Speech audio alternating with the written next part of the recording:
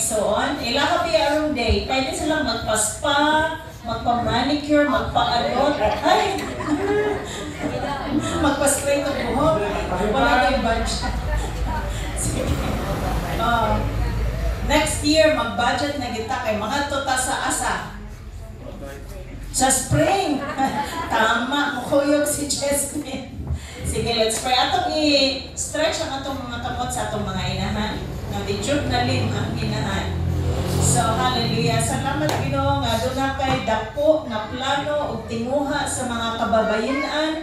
Nahimo silang inahan.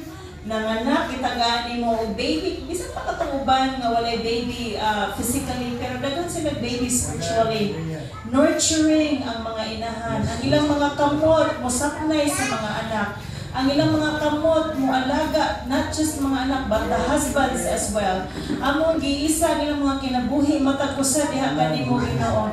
Kung ano na kanila usahay, gikapoy, naguol, nabugatan sa kinabuhi, among giampon ni kapuntagon o Dios. Ikaw magahikap ni ana nga inahan Ginoo.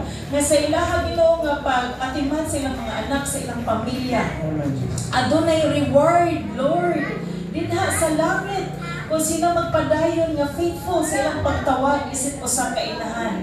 Tabangi sila Ginoo, daghan pa Ginoo mga katuigan, ilabi na katunay mga gagmay, mga bata, gagmay, mga apo.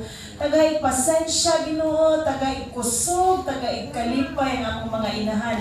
Salamat nga sila andam nga mo trabaho diri sa simbahan, muluto, mulungay, tanang mga buluhaton sa balay Ginoo. Lipayang ilang mga kasing-kasing ning adlaw Lord. Nga ikaw nga nagbuhat kanila, di ka mo biya Ginoo. Bisan pa sa mga panahon nga feeling nila nag-inusara sila, i-comfort Ginoo nga mo ang mga mothers. Thank you, Lord, sila mga kinabuhi. In Jesus' name we pray. Amen. Happy Mother's Day.